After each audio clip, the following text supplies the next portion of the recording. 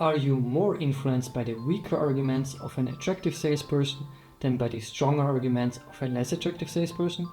Or is it simply the attractiveness or quality of the argument that makes the difference?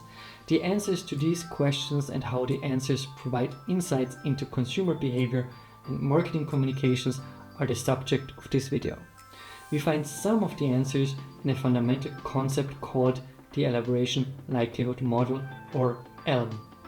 This model offers key insights into how we process persuasive messages, whether through careful consideration or by relying on quick, superficial cues. These are the two primary routes of persuasion the ELM proposes. My name is Matthias Glaser. Let's get right into it. The Elaboration Likelihood Model, developed by psychologists Richard Petty and John Cacioppo in the 1980s, identifies two distinct pathways by which people are persuaded: the central route and the peripheral route. Let's start with the central pathway. The central route is used when people are highly motivated and capable of processing information. Here, people critically evaluate the message by examining its arguments, evidence, and logic. This is common in situations where decisions are personally important, such as choosing a new laptop, selecting a financial plan, or making a major life decision.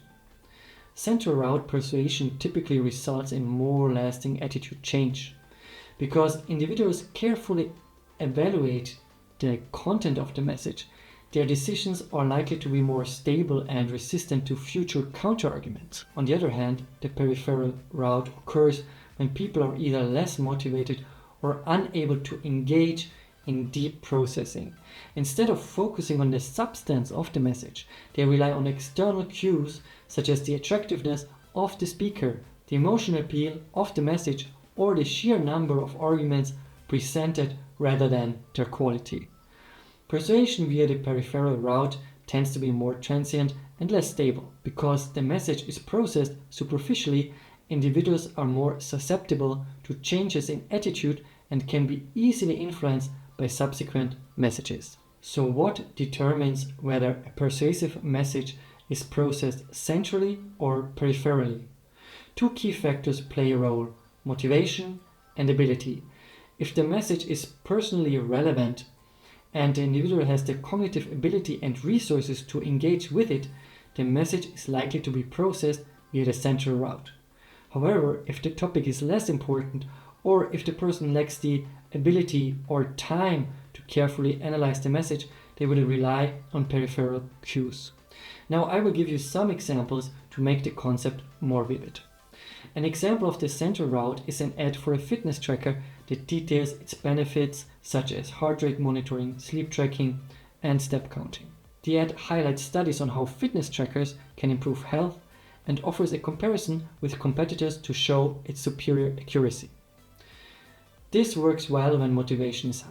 Health-conscious consumers will scrutinize the claims and think long and hard about whether it will improve their fitness goals. For example, the peripheral route becomes salient when consumers may not have the opportunity to process a billboard that they see in passing on their way to work or while engaged in conversation during a walk. An ad that would work well in this context would be a perfume ad featuring a glamorous and attractive celebrity walking through a lavish party or exotic location with minimal dialogue but strong visual appeal. The focus is on the allure of the celebrity and the luxurious lifestyle associated with the product.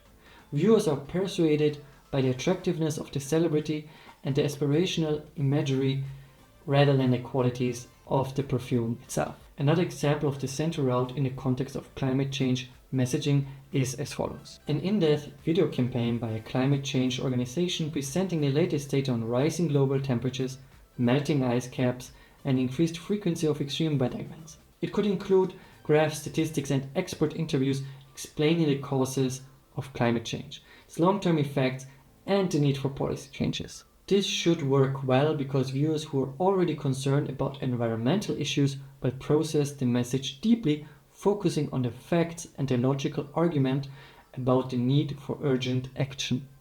They will weigh the evidence and be more likely to support climate policies based on rational considerations. We see that the Elaboration Likelihood Model demonstrates that persuasion is not a one-size-fits-all process.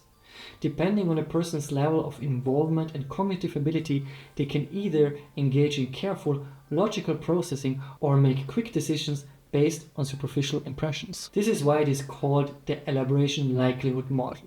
It is about the likelihood of elaborating information. Thus, it is a versatile model that explains persuasion effects based on situational context. This model has practical applications in various fields, including advertising, political communication, and health campaigns. It helps us understand why some arguments require well-reasoned logic, while others can succeed based on emotional appeal or credibility alone. In summary, the Elaboration Likelihood Model gives us valuable insight into how and why we are persuaded. Whether through deep critical thinking or quick superficial judgments, the route by which we process messages has a significant impact on how lasting and strong our attitudes are. The ELM helps us understand how information is processed and evaluated. Yet when it comes to using stories to communicate, things are a little different. To learn more about how people process stories, also known as narratives, and how they influence us, click here. Thanks for watching and see you in the next video.